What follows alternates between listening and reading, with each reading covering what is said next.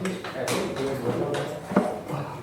kita hari ini sebenarnya kalau tadi di kelas pagi saya sih praktek, tapi bisa kok kita coba praktek membuat toiletnya pesawat kayak gitu. Jadi hari ini kita praktek, cuman karena kita tidak ada post-it, maka yang akan jadi leader dalam diskusinya nanti saya. Harusnya kalau kayak tadi kelas pagi ini kan materi kalian itu sampai yang ini tuh sama dengan teman-teman di pengantar bisnis, tapi untuk pengantar bisnis itu dia nggak belajar produk gagal, habis itu dia lanjut ke marketing apa dan lain sebagainya. Nah kalau kalian ini masih sama gitu loh di ini. Nah kalau di kelas pagi itu benar-benar dari mahasiswanya sendiri, yang jadi leader juga mahasiswanya sendiri. Jadi ide-ide yang dikeluarkan juga dari mahasiswa, karena mahasiswa saya banyak, ada 40 kalau yang pagi, jadi nggak nututin kalau saya jadi leader gitu. Jadi nanti kita praktek deh. Kemarin kita sudah sampai sini. Tak ulangi lagi sedikit review kemarin. Kemarin kan kita sudah sepakat bahwa bahwa ketika kita melakukan sebuah project NPD apa kemarin panjangannya? New Product Development. Jadi pembuatan produk baru.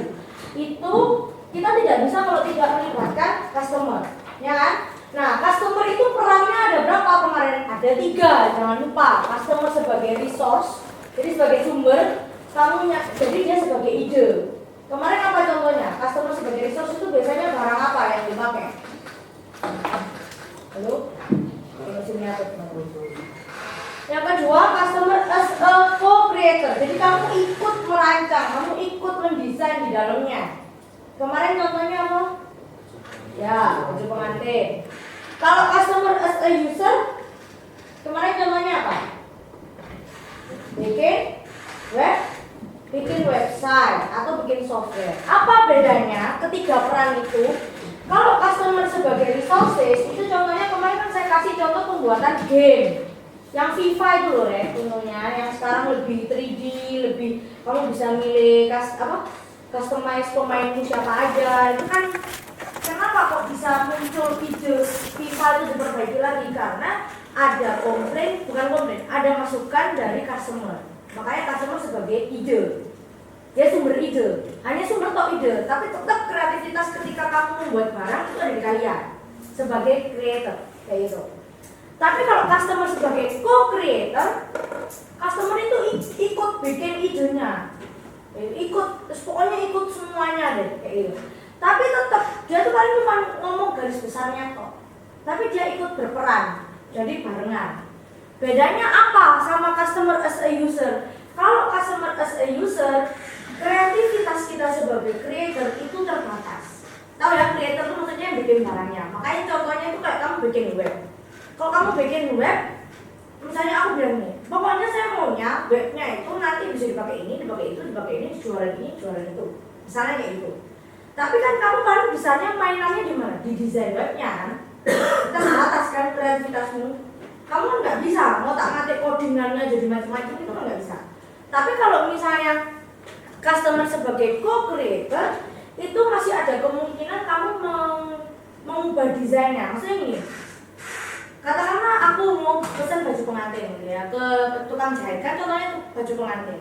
Aku bilang, aku mau baju pengantin itu pokoknya brokatnya banyak di bawah, karena aku pakai jilbab. Kalau aku misalnya brokatnya banyak di atas, nggak kelihatan mainan brokatnya, misalnya kayak gitu ya. Si tukang jahit ini kan mengartikan itu, tapi kebalik gitu loh, perannya customernya itu yang terbatas. Kan paling cuma ngomong tok kan, nggak bisa sampai detail dia maunya gimana. Tetap masih ada si creatornya itu tadi yang lebih besar. Jadi gampangannya gini, customer produk janda ini ganti aja.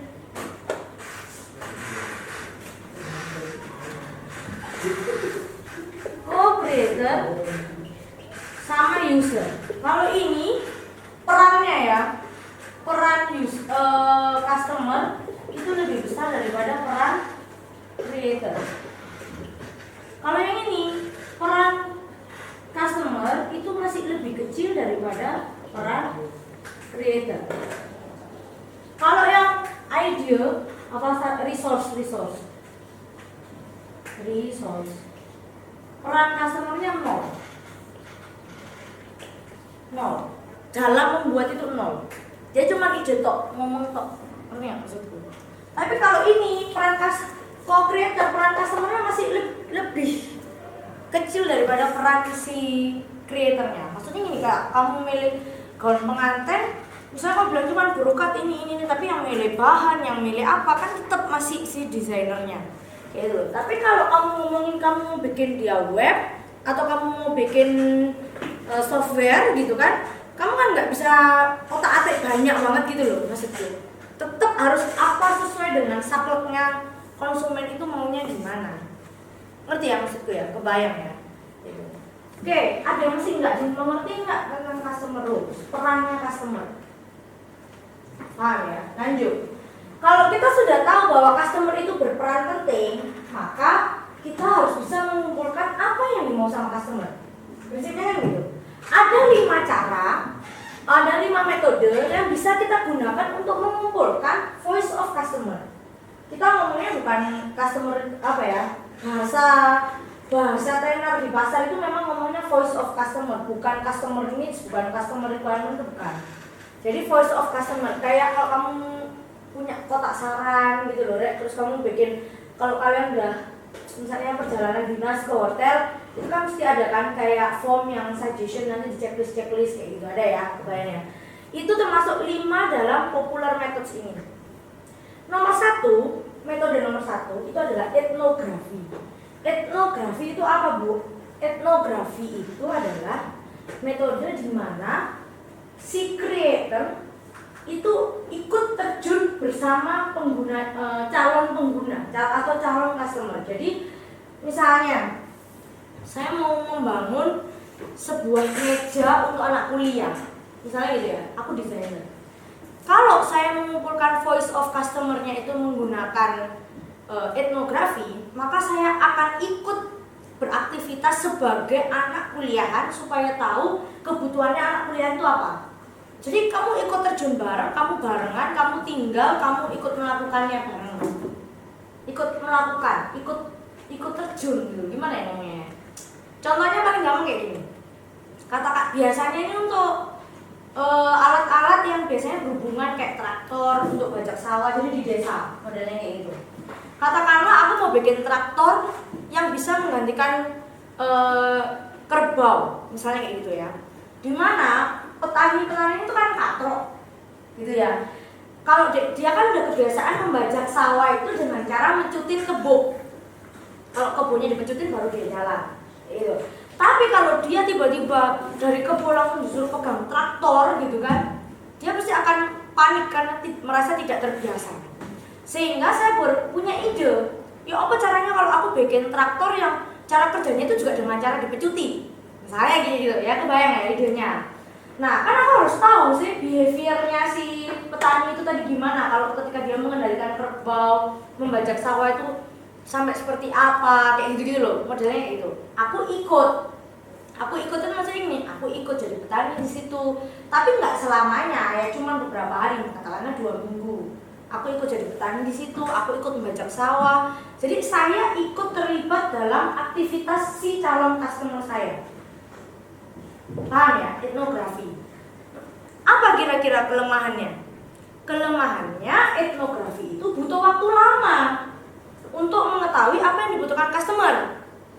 Kan kamu nggak mungkin 1 hari ikut langsung kamu tahu gimana cara membajak sawah yang benar, kan nggak mungkin. Pasti butuh waktu 2 minggu, mungkin sebulan kayak gitu. Jadi kamu benar-benar ikut. Jadi dia kelemahannya adalah dia butuh waktu lama. Tapi kelebihannya, kebutuhan konsumen itu akan terpenuhi 100%.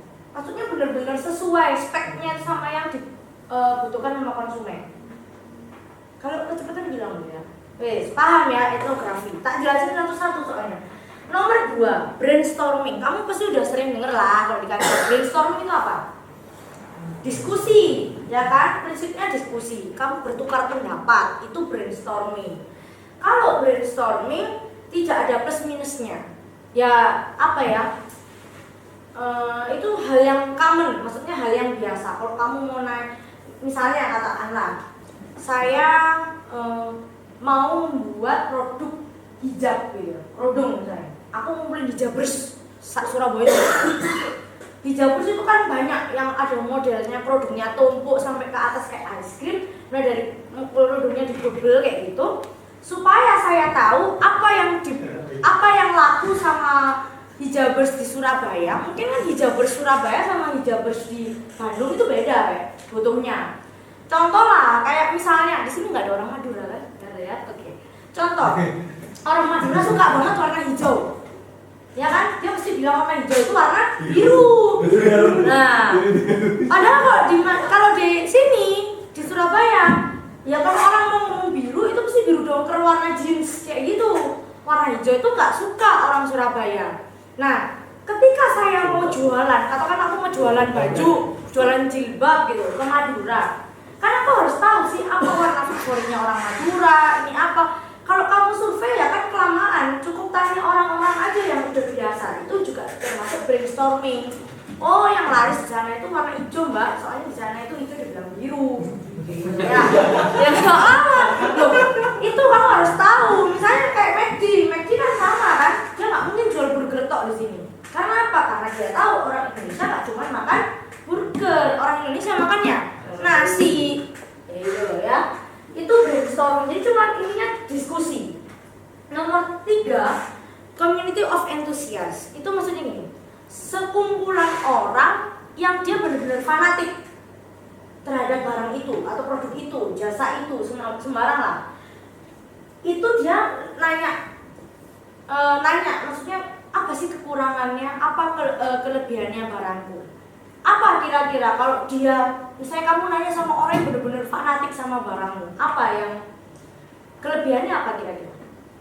Kalau kamu mengumpulkan voice of customer-nya itu nanya sama orang yang benar-benar fanatik, ya memang produknya jadi akan lebih spesifik ya, maksudnya benar-benar kalau aku boleh bilang tuh gini, orang yang fanatik itu pasti akan mengevaluasi produkmu secara keseluruhan. Kan beda, misalnya katakanlah aku mau ngeluarin jersey, misalnya ya jersey apa Persebaya misalnya gitu.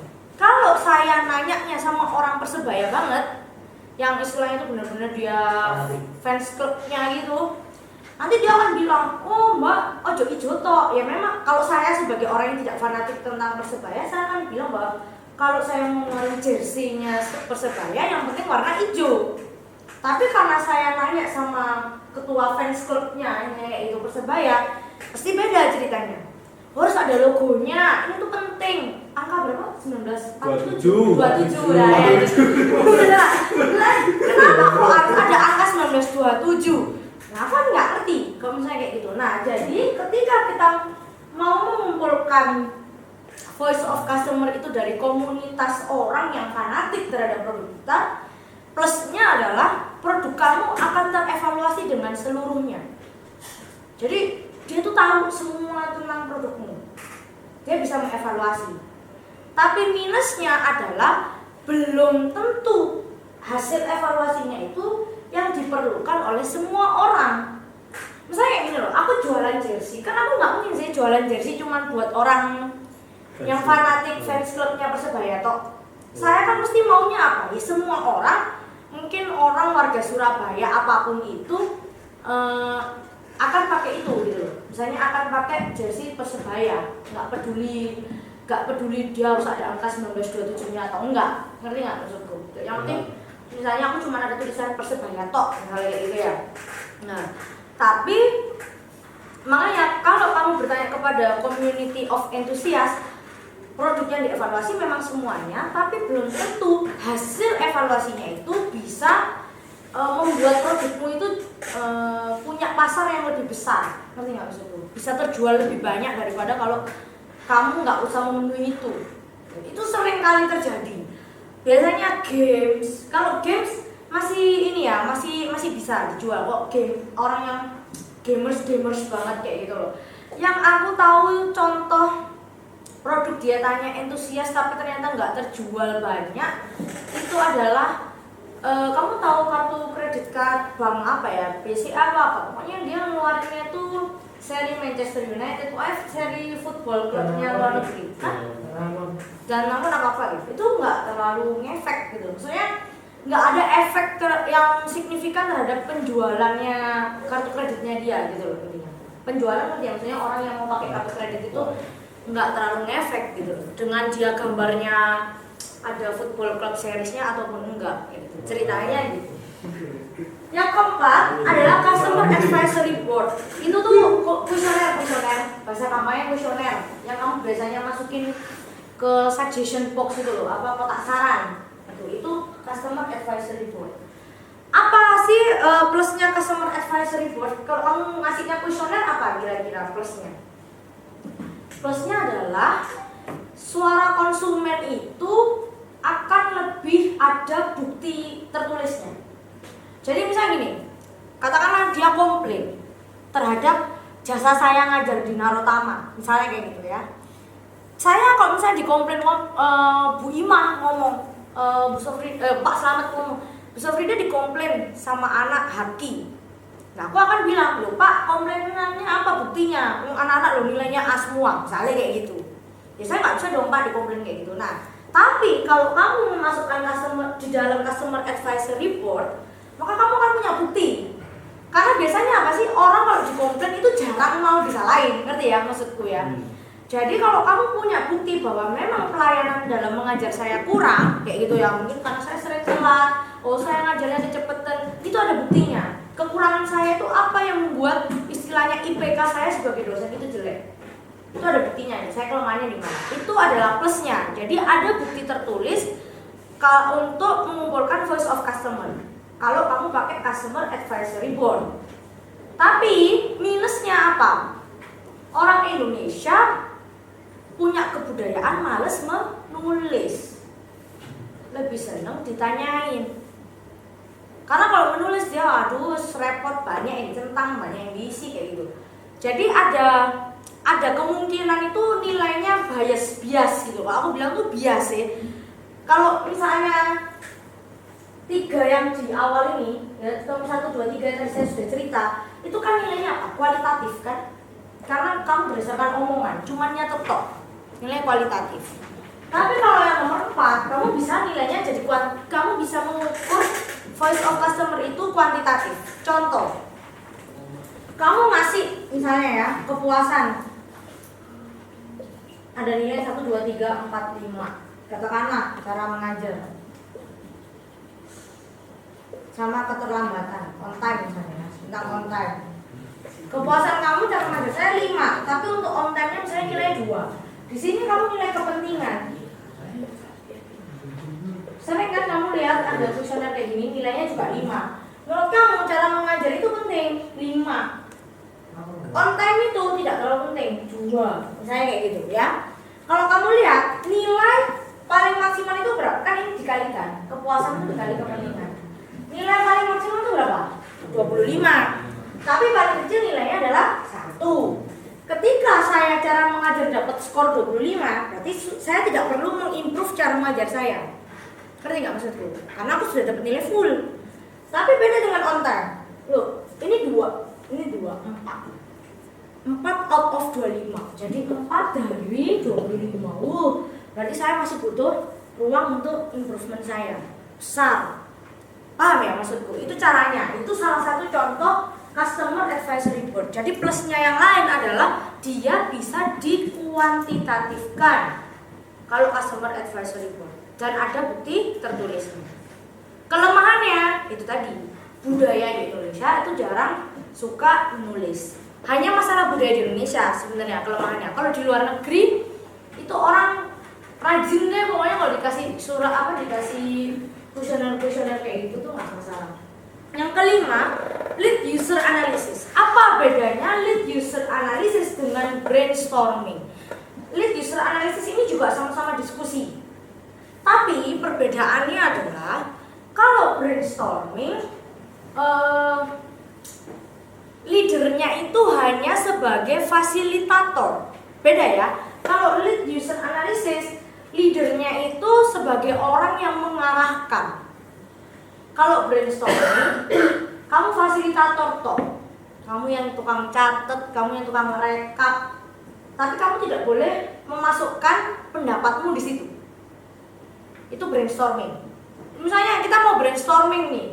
Kalau yang akan kita lakukan brainstorming karena saya tidak boleh memasukkan pendapat saya di sini. Tapi ketika saya melakukan lead user analysis, gitu, saya itu memasukkan pendapat saya di sini.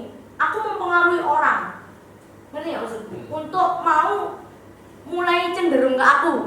Jadi ada kayak propagandanya gitu loh, istilahnya gitu. Tapi apa Bu ini plus minusnya? Apa ya, kalau sebenarnya tergantung situasi. Kalau kamu mau membangun sesuatu yang sifatnya itu customermu pasif, katakanlah kamu membangun traktor buat petani tadi ya.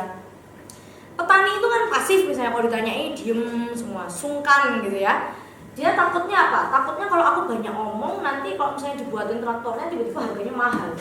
Terus kamu diminta untuk beli. Kan suka kayak gitu kalau orang desa. Kalau orang desa itu lebih baik kamu pakai yang lead user analysis. Kamu mengarahkan, Bapak Ibu baiknya gini loh. Ya maksudku. Kamu memasukkan ke mereka.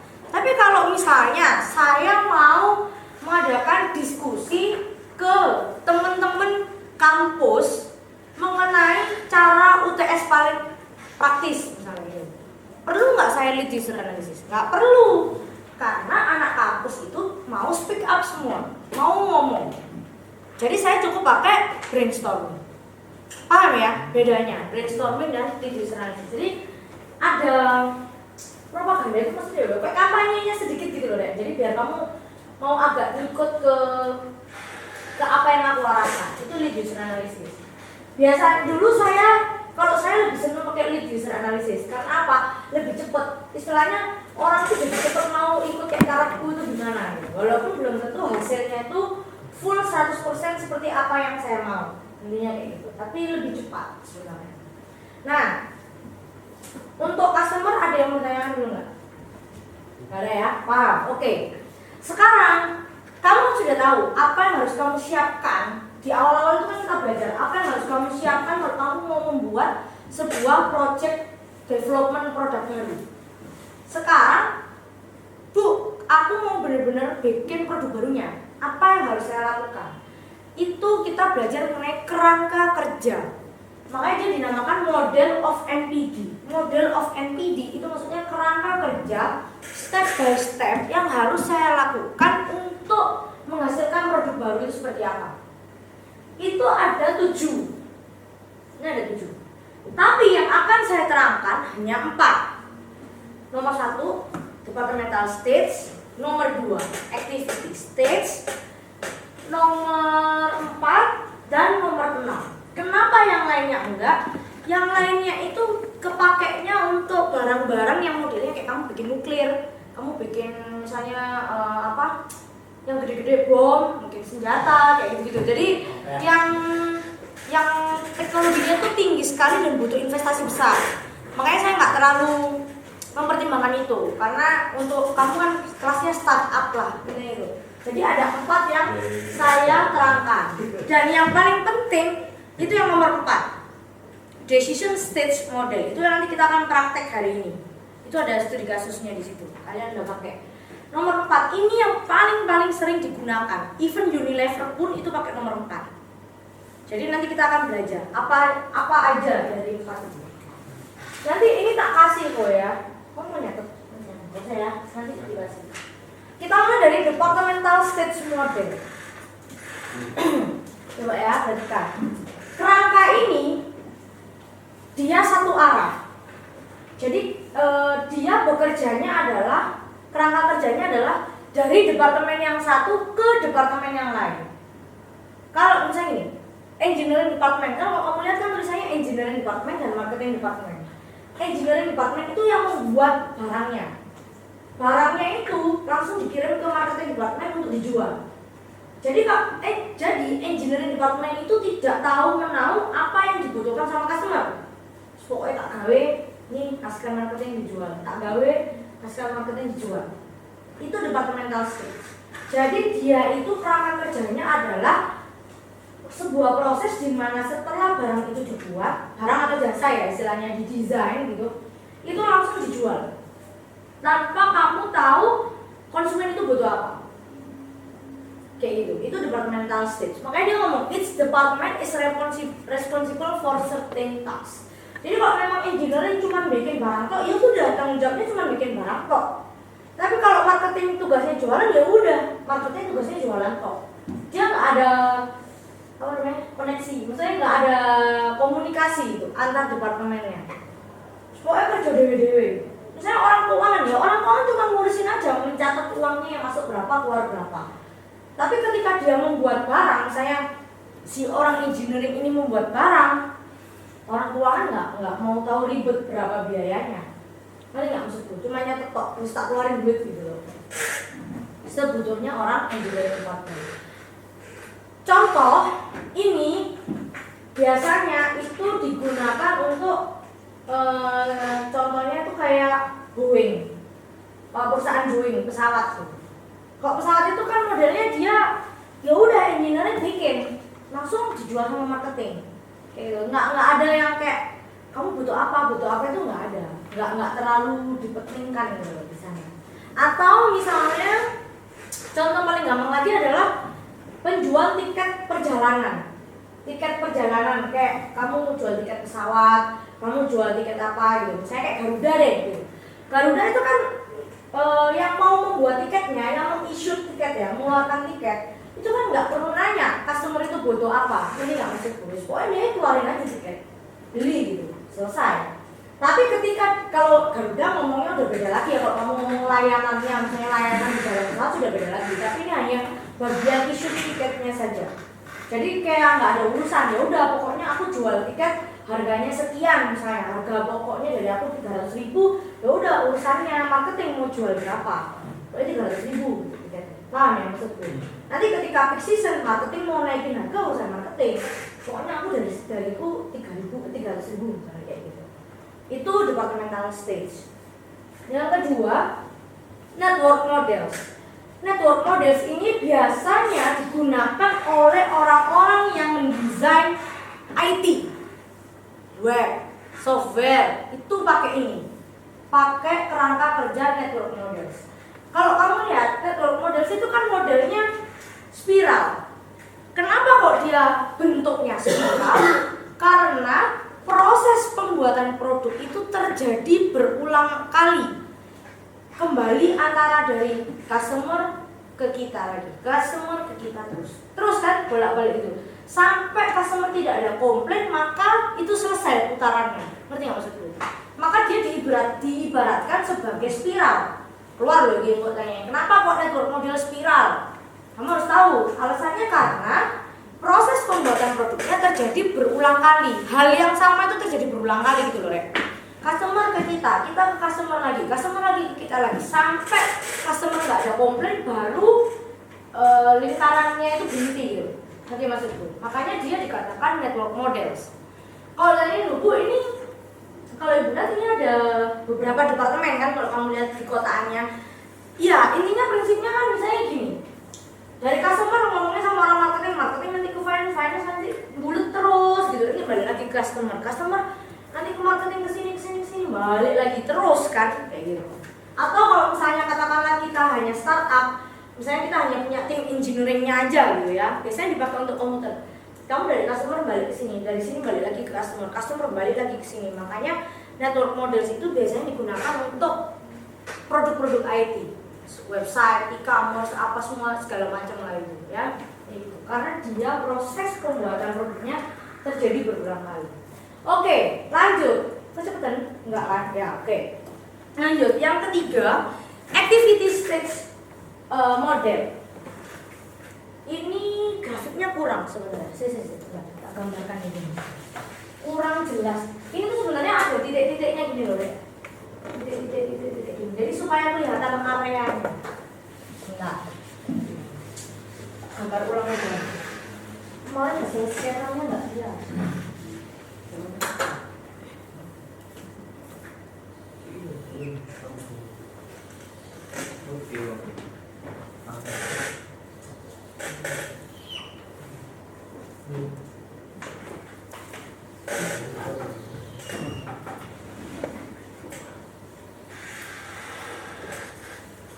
Ini apa? Strategic planning. Kalau tak kasih diagram ini harus bisa baca dulu. Saya jelaskan maksud diagram ini pada activity stage model? Apa konsep? Technical sama commercialization. Ini tuh harusnya gini loh. Ini ada titiknya supaya kamu kelihatan subnya kamu. Commercialization.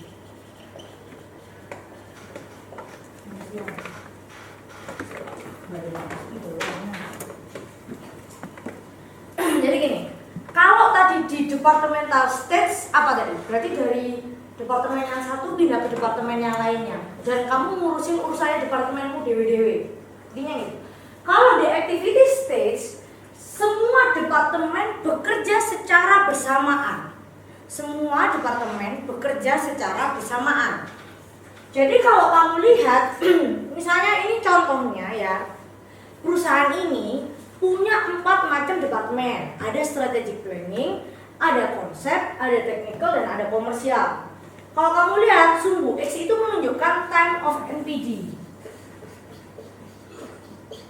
Yang sumbu Y itu parsial kerjaannya, apa namanya? Persentase aktivitas.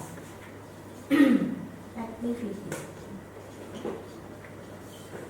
Cara bacanya gini, yang ngantuk, cuci muka. Ini kan bekerja secara bersamaan. Jadi mulai dari time of NPD itu waktu ke 0, udah ya, dari waktu ke 0, bidang mana yang punya pekerjaan paling gede? Bingung bacanya. Cara lihatnya gini loh, Rek. Ini area ini adalah areanya bidang strategic planning. Oke, paham?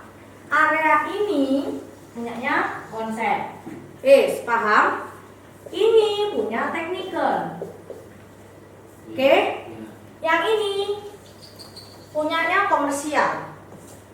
Kalau kamu lihat, ini kan Y-nya sumbu persentase aktivitas. Kalau kita ngomong activity stage, semua departemen bekerja secara bersamaan. Paham? Ini kerjanya bareng, nggak nunggu-nungguan. Kalau departemental stage itu nunggu-nungguan. Ini selesai dulu baru kesini, ini selesai dulu baru kesini, ini baru kesini. Kayak gitu. Ini nggak barengan. Tapi yang perlu kamu amati adalah lihat ini. Pada awal-awal kita punya proyek pembuatan produk baru, awal tahap kamu membuat ide, gitu ya. Mana departemen yang paling banyak punya kerjaan? Hah? Strategic planning. Lihatnya dari mana? Ini loh, Dek. Gedenya Y-nya ini loh, berapa space-nya? Hati-hati loh ya, kamu harus bisa baca grafik. Ini kerjaan, nanti kok kamu di kantor nih keluar. Maksudnya ya bukan grafik gini sih yang keluar, tapi kan kamu mesti baca grafik. Strategic planning itu memiliki persentase porsi aktivitas yang lebih gede. Tapi ketika sudah mulai perpanjang, kita sudah mau mulai meluncurkan produk baru, siapa yang punya aktivitas lebih gede? Si komersial. Kayak sama, kalau kamu lihat di konsep, awalnya dia kecil. Waktu ketika membuat ide, nggak terlalu gede-gede banget. Terus di tengah gede, karena kamu mengembangkan konsep idenya. Di tengah kalau sudah masuk ke komersial kecil lagi. Paham ya? Teknikal juga gitu. Awal-awal kan kamu mesti gede, karena kamu diskusi terus. Oh kalau aku punya ide bikin apa gitu ya, teknikalnya harus gimana. Ketika dia sudah masuk ke fase mau diluncurkan, makanya ini fase komersial nih kan. Nih lihat nih, kayak fase titik dia udah mau ke pasar, sudah nggak lagi kamu ngurusin teknikal. Nah kalau misalnya contoh, saya mau bikin mobil, katakanlah aku mau bikin mobil family car yang murah, misalnya kayak kemarin Tata Nano. Kita kan kemarin pakai Tata Nano, ya kan? Contoh studi kasusnya. Di awal tim strategic planning akan bekerja lebih keras. Tapi ketika Tata Nano sudah mau diluncurkan, masa kamu udah mau ke pasar, kamu masih ngurusi, oh nanti ini Tata Nano pakai dinamonya apa, ini apa, kan nggak mungkin. Sudah selesai kan, udah jadi produknya. Maka bagian departemen komersial lah yang memiliki lebih banyak persentase aktivitas.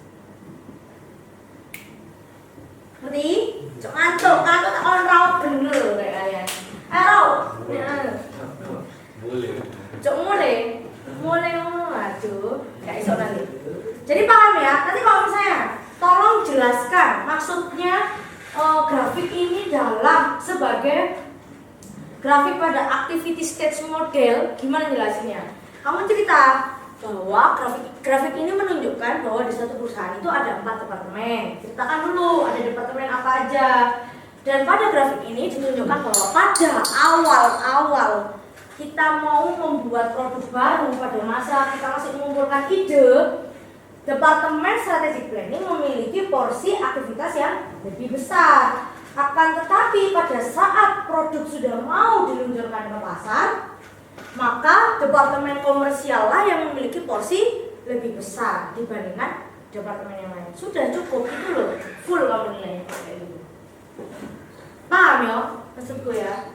Nah, kira-kira plus minusnya apa kalau departemental versus activity stage model? Plusnya apa, minusnya apa? Kamu kerja barengan sama kamu kerja tunggu-tungguan. Ayo, apa? Masuk itu nggak ngerti? Iya, waktunya. Kita main di waktu. Kalau departmental stage lebih lama, tapi kalau activity stage lebih cepat. Gitu loh. Tapi kalau misalnya mengenai komunikasi, orangnya butuh apa, sama-sama jeleknya ini. Kamu nggak ngerti customer mau apa. Sekarang kayak gini, ketika kamu bikin strategic planning, kamu nanya konsep juga nggak kelihatan kan di sini. Apakah kamu nanya ke departemental konsep, atau kamu nanya ke departemental technical, atau kamu nanya ke departemental komersial?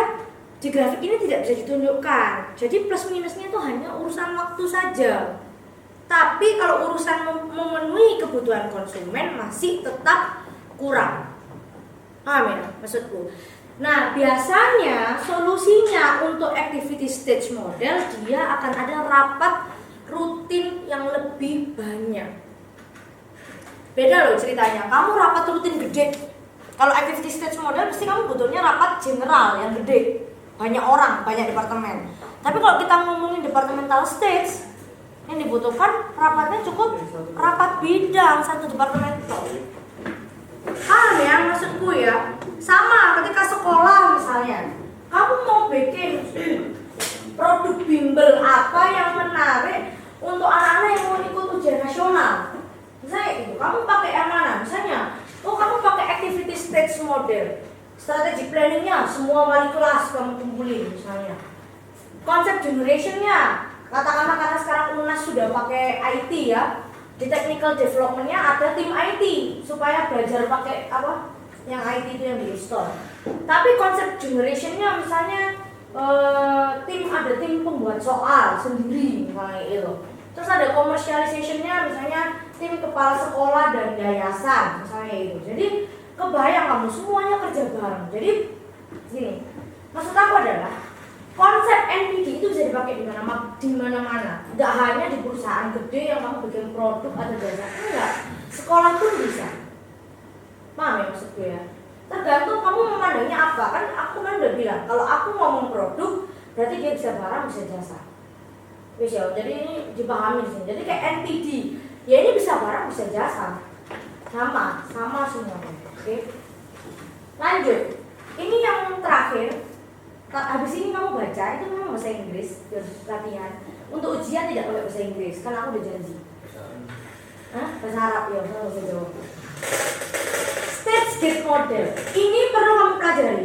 Ini penting, karena hampir 70% multinational company, perusahaan global itu pakai ini kerangka kerjanya. Apapun, Unilever, P&G, semua pakai ini. Yang multinasional. Kalau yang rokok aku nggak tahu, belum pernah tahu. Tapi kalau P&G, Unilever, 3M, kamu tahu 3M ya? Itu semua pakai ini. 3M, Gundulmu, bukan. 3M itu yang jualan isolasi itu loh, Rek. Post Air. Kamu kalau Scotland. Ya, Spotlight. Terus kaca mobil itu ada kan ya biasanya, kaca filmnya mobil itu kan 3M. Bukan. Oke. Bukan itu kan loh ya, dia nggak punya sub bisnis unit cleaning service. Itu aja Cadbury yang contoh kamu nanti dapat di kasus itu pakai ini, stage gate model.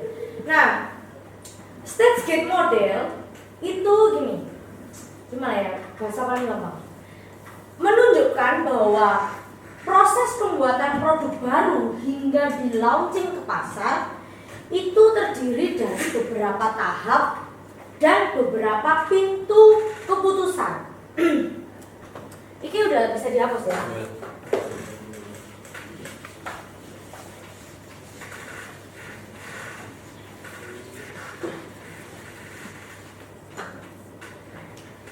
Dia kan namanya ada stage, ada gate. Stage ini tahapan atau fase. Gate ini pintu keputusan.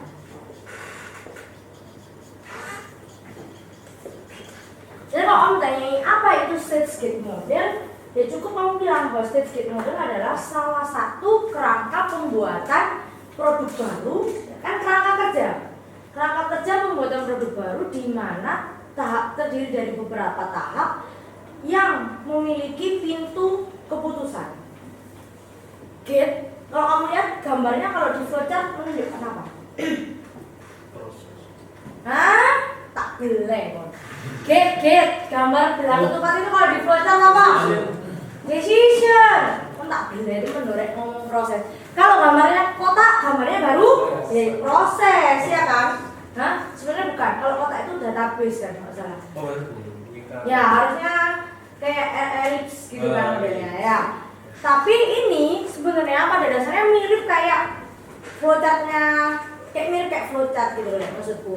Yang stage ini proses kegiatan. Yang gate ini adalah kamu decision, keputusan. Jadi ketika kita sudah pindah dari stage yang ini ke stage yang ini, kamu tidak boleh kembali lagi. Karena kamu sudah melewati pintu keputusan gate 1. Paham ya maksudku ya? Kalau yang tadi, kalau kayak networking, kan kamu masih bisa balik.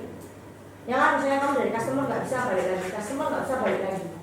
Kalau ini sudah nggak bisa balik. Satu bedanya ya, dengan bedanya stage gate model dengan kerangka model yang lain. Satu, ketika fase pada stage gate itu sudah pindah ke fase berikutnya, maka tidak bisa kembali ke fase sebelumnya. Paham ya? Kalau yang tadi masih bisa. Yang kedua, kalau kamu lihat, dia diurutkannya berdasarkan proses kegiatannya, bukan departemennya. Proses kegiatan pembuatan produk baru, bukan departemen apa yang bertanggung jawab terhadap pembuatan produk baru. Kalau tadi kan departemen. Kalau yang ini yang dibuat adalah prosesnya. Itu dua bedanya. Prosesnya, yang kedua dia tidak bisa balik ke fase sebelumnya. Kalau yang lain itu masih bisa balik. Oke? Sip? Kalau yang lain tadi yang dipakai adalah departemennya. Kalau ini yang dipakai prosesnya. Jadi kamu nggak usah mikirin ini departemen apa, nggak usah pikir. Prosesnya yang dipikir. Kalau di sini sekarang, proses pembuatan dari barang itu dari ide dia jadi barang, barangnya jadi mau di launching untuk pasar. Prosesnya. Tapi kita nggak usah mikirin itu punyanya departemen apa. Terus, paham? Bedanya basic dulu. Stage gate model, Bu, ini harus dihafalin nah, nggak usah dihafalin. Pengertiannya gini, kita mulai dari awal. Pertama dimulai dari apa? Discovery stage. Namanya sudah discovery. Discovery itu artinya apa? Penemuan, pencarian, ya kan? Berarti apa yang dilakukan di discovery stage? Kamu mengumpulkan ide. Prinsipnya itu kamu mengumpulin ide, wis titik. Ide apapun dikumpulin dulu. Biasanya orang-orang itu kalau di perusahaan itu bikin yang namanya portfolio produk. Aku nggak tahu kalau di sini belum pernah ada yang kayak tugasnya membuat portfolio produk ya. Belum. Dia tuh discovery stage itu yang penting dia bikin ide dulu. Semua macam ide dikumpulin. Kalau ada yang teman-teman di sini mungkin kerja di Astra, setiap tahun itu Astra punya yang namanya Innovation Competition Innovation Astra Competition. Ingat tuh. Jadi dia setiap tahun dia ngumpulin. Karena Astra itu kan anaknya banyak, kalau kamu lihat ada apa aja. Beauty anaknya Astra, kamu ngomongin Pharma sudah anaknya Astra juga. Kamu ngomongin apa lagi? Toyota, Temin Manufacturing sudah Astra, Daihatsu Astra lagi. Dengan banyak-banyak sub unit bisnis ini, dia mengadakan kompetisi hanya untuk menjaring ini discovery stage. Jadi dia menjaring ide, apa sih ide bisnis Astra yang perlu dilakukan sama Astra itu apa?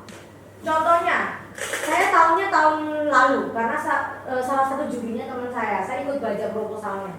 Astra itu kan belum punya Astra Fishery, jadi yang ngurusin ikan-ikanan gitu loh, misalnya bikin kapal untuk nelayan, motorboat, kan belum punya dia. Padahal basicnya kalau kamu mau bikin kapal, ya sama kayak mesinnya motor kan. Kalau kamu lihat misalnya kayak nelayan-nelayan, misalnya yang kapalnya nggak gede-gede banget, dia kan kapal motornya itu juga bikinnya pakai mesin motor juga kan, modelnya kayak gitu. Nah, dia mau mengembangkan ke arah sana, itu yang juara tahun 2015 kemarin. Jadi dia bikin Astra Fishery, jadi kayak bikin sub unit baru, bisnis baru, gitu, untuk ngurusin masalah perikanan ini. Nah, di discovery stage itu prinsipnya kamu ngumpulin ide, semua ide apa dikumpulin.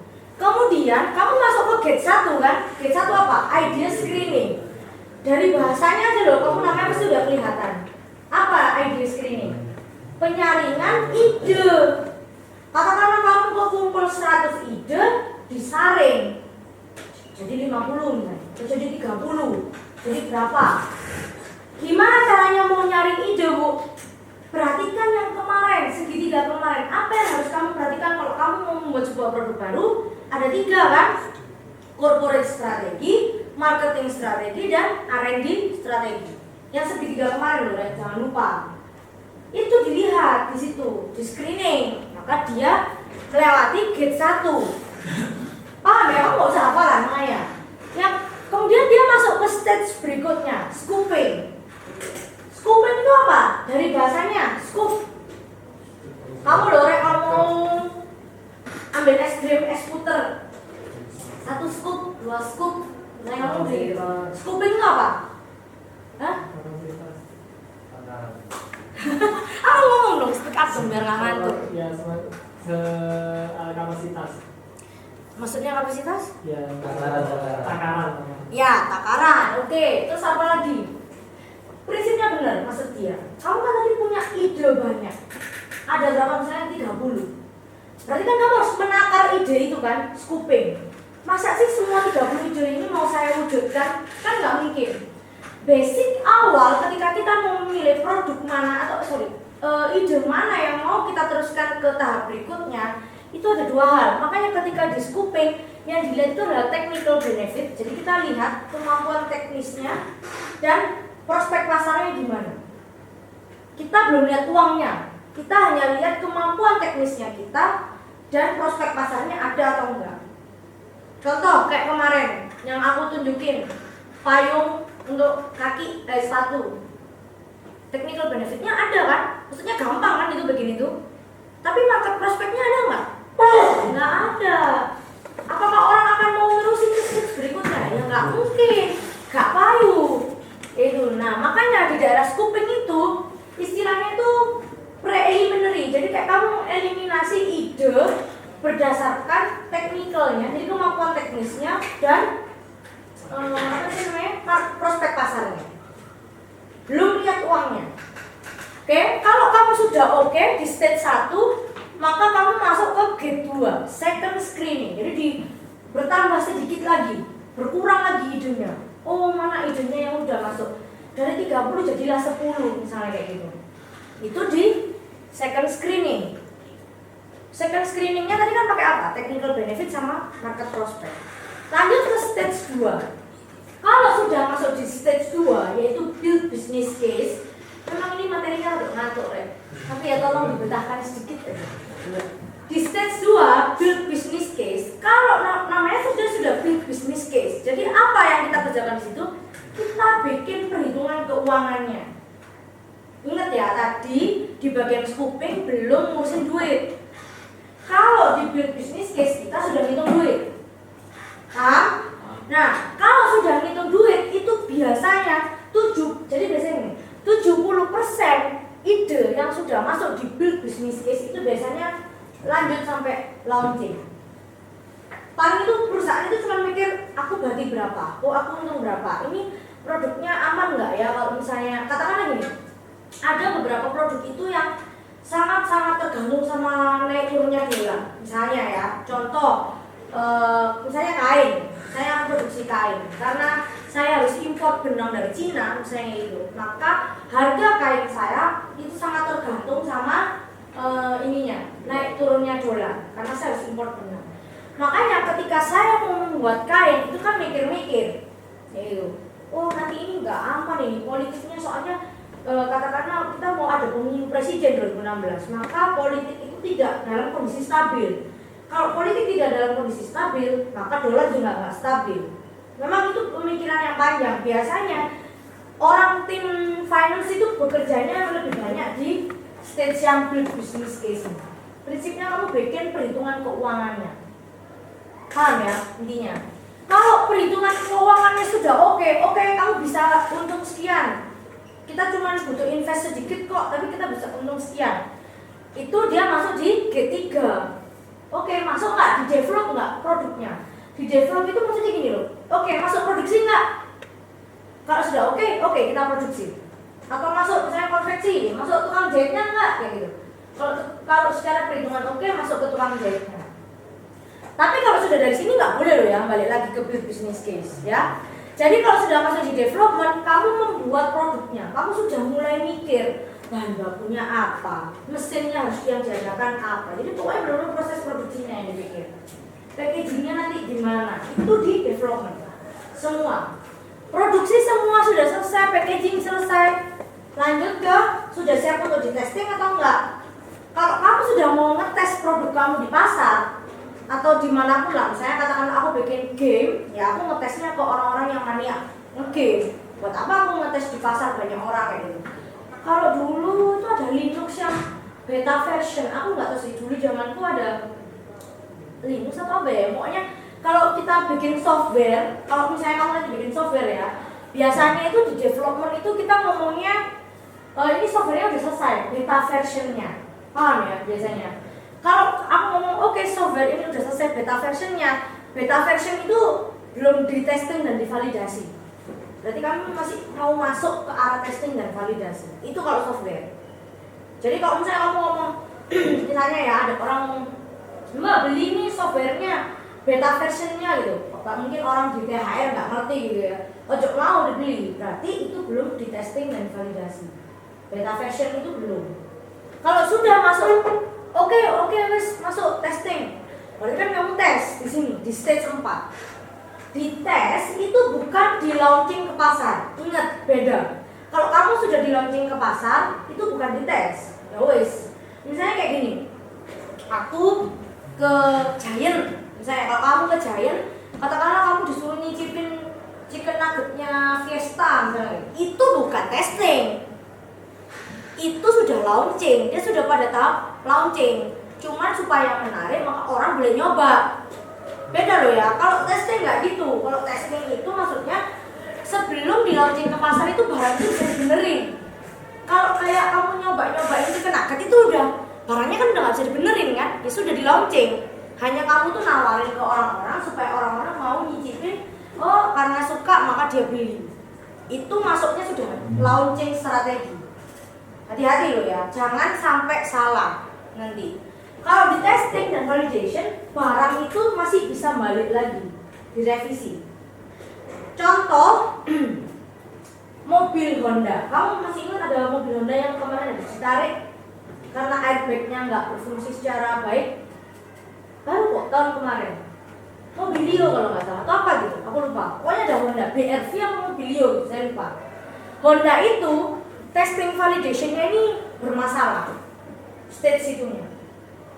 Ketika dia ngetes airbagnya itu ternyata ketika dia mengembangkan, dia kan kalau ngetes airbag kan benar-benar mobilnya itu ditablakin kayak gitu loh, sehingga ngetes otomatiknya airbagnya itu bisa berjalan sempurna apa enggak.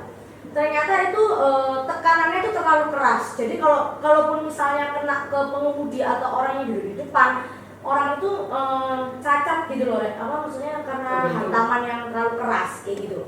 Itu akhirnya dibalikin lagi. ditarik semua mobilnya Honda. Honda itu sudah 2 kali kena kasus. Yang pertama itu airbag, ini yang baru-baru ini. Yang dulu lama banget itu Honda itu Prius, Honda apa ya? Itu remnya belum. Tapi kasus yang pertama kali itu bukan di Indonesia, itu di luar negeri kena kasusnya, di Jepangnya kalau nggak salah. Itu ditarik semua sampai berapa ratus ribu unit gitu. Jadi hati-hati dengan di bagian launching. Kan kalau kamu sudah oke, testingnya oke, kan kamu masuk ke launching, kamu mau jual ke pasar. Proses launching itu adalah proses kamu membuat atau membentuk brand image kamu. Contoh, kemarin Magnum relaunching kan dia, aku nanya, Magnum itu kan nggak perlu sih, memulai lagi sampai dari tim development kan nggak perlu. Karena yang mau diperbaiki apa? Hanya brand image. Kalau yang mau diperbaiki brand image, cukup kembalikan ke launchingnya saja. Jadi dia di relaunching. Makanya launching itu hati-hati karena kamu membuat brand image dari produk kamu. Kalau kamu sampai gagal launching, brand image-nya rusak. Makanya kalau kamu lihat kemarin tahu IMS nggak, Indonesian Motor Show, apalah itu ya, pokoknya yang pameran di Jakarta itu lah mobil-mobil. Ketika New Innova seri New Innova itu dikeluarkan, heboh gitu. Launchingnya tuh heboh, benar-benar heboh. Makanya Innova itu secara penjualan untuk family car ya, itu masih lebih tinggi daripada New Avanza. Karena secara launching, New Innova itu lebih heboh daripada New Avanza. Kan selang berapa bulan baru New Avanza dia launching. Tapi gaungnya tuh nggak segede New Innova. Ketika New Innova itu launching, orang itu berdatangan masuk. Pokoknya di stand pamerannya itu lebih rame lah daripada biasanya. Daripada ketika kayak misalnya Honda launching HR-V kayak gitu, jauh beda. Gitu ya. Jadi hati-hati di launching itu. Dia benar-benar membentuk brand image. Oh, ngantuk. Ya, bentar lagi ngantuk. Kalau kamu sudah launching, maka kamu harus melakukan post launching review. Review apa yang kurang dari produk kamu. Paham ya maksudku? Tapi kalau sudah di sini boleh balik ke awal. Ya boleh sebenarnya, tapi kamu brand image-nya rusak kalau kamu balik lagi ke awal. Makanya tentukan saya kayak gini. iPhone itu launchingnya pasti di bulan apa? Desember. Kalau bulan, Oktober September. Kenapa kok dia launchingnya di Oktober September? Kenapa nggak pas Desember, pas Christmas misalnya? Ada ideologinya sendiri. Apa kira-kira? Aku nggak tahu. Oh, kamu nanya, aku kasih tahu. Ya apa? Soalnya tiap produk launching itu mulai dari waktu WWDC per 1 tahun 2 kali. Itu screenshot yang dipakai itu mesti ada tanggal, ada jam yang sama yang dipakai setiap kali produk apapun. Jadi itu dia itu nanti tentukan tanggalnya dari situ. Oh, ya maksudnya tanggal mau launching tanggal berapa. Ya. Nah, tapi aku bertanya, kenapa yang dipilih itu selalu di tanggal Oktober atau September? Ya karena kos kuartalnya sih. Ya itu mungkin kalau dari sisi perusahaan ya, maksudnya mungkin dari keuangan dan lain sebagainya. Tapi kalau dari sisi pasar kenapa? Oktober dan September itu orang mulai summer holiday.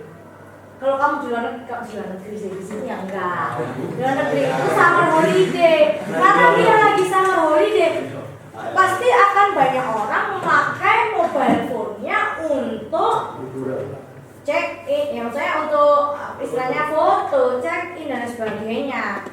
Beda dengan ceritanya kalau kamu ngirim email pas lagi liburan atau kamu ngirim misalnya katakanlah ya foto ke pet gitu misalnya, send from Samsung S6 gitu misalnya, atau Samsung S7 misalnya, beda kan ceritanya dengan kamu send from Nokia Lumia, beda ceritanya lagi, Windows Phone beda lagi ceritanya ya.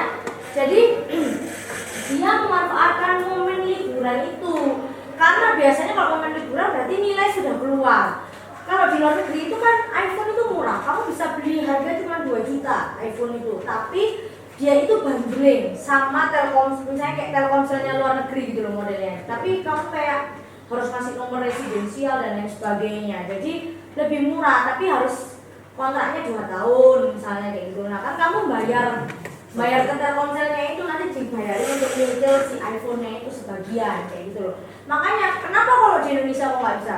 Ya soalnya orang Indonesia itu, saya pernah ikut seminar produk development Telkom Indonesia ya, PT Telkom Indonesia. Orang Indonesia itu orang yang paling sering gonta-ganti nomor kartu se-ASEAN. Misalnya aku udah habis, karena apa? Harga kartu baru sama harga kalau kamu mau isi ulang itu lebih murah kartu baru, dan kamu lebih dapat banyak bonus dari kartu baru. Itu kenapa kok banyak orang Indonesia itu sering ganti nomor kartu baru dibandingkan kayak kamu tetap pakai nomor itu terus kamu isi ulang terus kayak gitu. Paham ya? Jadi memang setiap negara itu punya pasar yang beda, jadi kamu nggak bisa disamain. Makanya kenapa kalau misalnya kalau kamu lihat film yang bagus-bagus pasti munculnya, kalau kayak Harry Potter dulu pasti munculnya deket-deket Christmas, pasti deket-deket liburan. Film bagus-bagus banyak di bioskop, karena itu dia memanfaatkan orang yang lagi liburan itu. Kalau kamu misalnya ya, katakanlah kayak kita punya lebaran, kenapa kok kalau misalnya diskonan itu nggak pas hari biasa, padahal dia tahu kalau hari biasa itu sepi dibandingkan lebaran, tapi malah lebaran itu didiskon. Kenapa? Sebenarnya bukan karena nggak laku makanya lebaran diskon, enggak, tapi dia ingin menghabiskan produk yang diproduksi pada tahun sebelumnya. Jadi bukan karena nggak laku. Sekarang ini loh logikanya, aku jualan diskon 50%. Nah, kalau aku nggak dapat profit margin, nggak mungkin dong aku bisa bayar pegawaiku. Tapi tujuannya aku mendiskon 50% adalah untuk menghabiskan produk yang diproduksi setahun sebelumnya. Jadi hati-hati, misalnya kamu ke Sentro, kamu ke Matahari itu perasaan diskon tiap hari ya, hampiran. Itu kalau kamu lihat, pasti cuma ada dua kriteria. Satu, dia stoknya numpuk, atau yang kedua, itu produksi tahun sebelumnya yang nggak laku, terus diobral. Kalau dia produksi sekarang, aku yakin 100% nggak mungkin diskonnya saat itu. Diskonnya lo kan 20%, 30%. Di Sentro lo kelihatan mana yang barang setahun yang lalu masih ada dan yang sekarang baru. Itu kelihatan kok. Oh, udah dibak-bak itu wes, nah itu udah pasti gak mainnya dulu. Tapi orang Indonesia kesenangannya apa? Nunggu diskonan. Terus gak wopo. Emang ada yang mau nanya ini tasnya keluaran tahun kapan? Gak akan ada yang nanya. Yang penting harga terjangkau. Oke? Nah sekarang coba kamu baca kasus Cadbury, karena ini in English dan aku takutnya kalian tambah ngantuk, kerjakan dalam grup. Apa yang harus kalian kerjakan? Yang harus kalian kerjakan adalah carilah paragraf mana yang menunjukkan masing-masing stage-nya, bukan gate-nya, stage-nya saja. Dimulai dari yang scooping aja. Kalau discovery stage enggak, discovery stage ada di sini.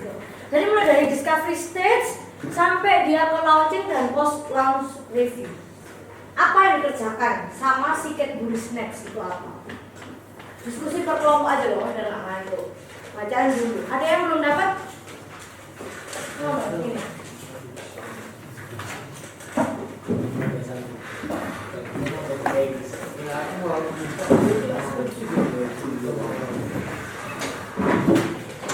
Kamu kalau skripsi buka ambil jurnalnya dari mana? Kalian?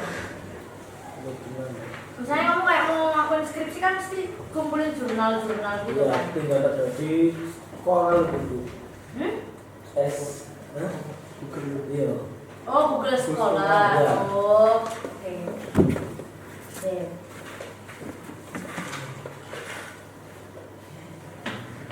Mantuk. Ayo, ini Pak. Ini memang membosankan, Pak. Sabun dulu. Sabun. Kita buka ya.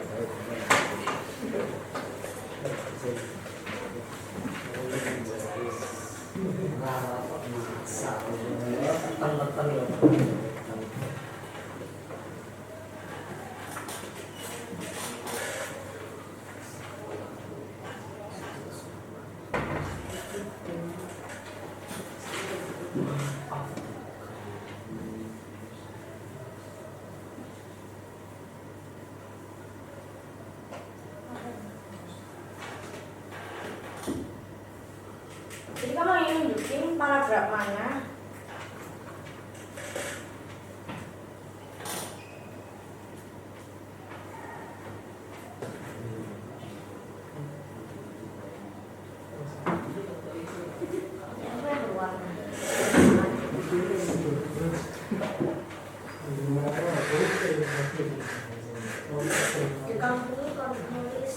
innovation.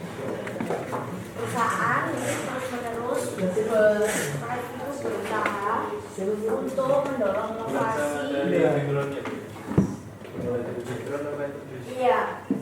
Terus Baca lah, ini gampang loh, bahasa Inggrisnya gampang. Kamu nggak ngerti mana? Tanya sama aku. Kalau nggak ngerti lagi, translate Google. Kalau kamu mau translate Google cepet, saya kamu mau minta data apa raw-nya, data mentahnya, kamu cari di Google Cadbury Snaps .pdf. Nanti muncul kok dia di halaman pertama studi kasusnya itu.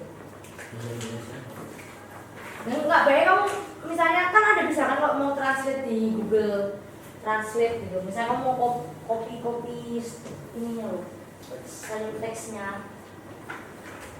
Ayo belajar pakai bahasa Inggris. Sudah MTA guys. Aku mendongeng sedikit lah. Sebelum background itu intinya kayak perusahaan Cadbury itu sudah berusaha terus untuk mendrive inovasi within the confectionery category and office. Jadi kayak gini, intinya perusahaan itu sudah harus mulai mendrive inovasi karena untuk menjaga brandnya itu dia harus mengeluarkan beberapa varian gitu, baik itu dari format produknya, pack size tahu ya, ukuran packagingnya kayak gitu, relevannya dengan lingkungan customer yang sekarang itu dia harus sudah mulai berpikir ke sana gitu loh. Critical to this success is innovation. Jadi salah satu jalan keluarnya kalau dia mau sukses itu ya dia harus berinovasi dalam pembentukan produk baru dan brand baru. Kayak gitu itu ceritanya. Akhirnya dia bikinlah itu bisnis. Nah sekarang dia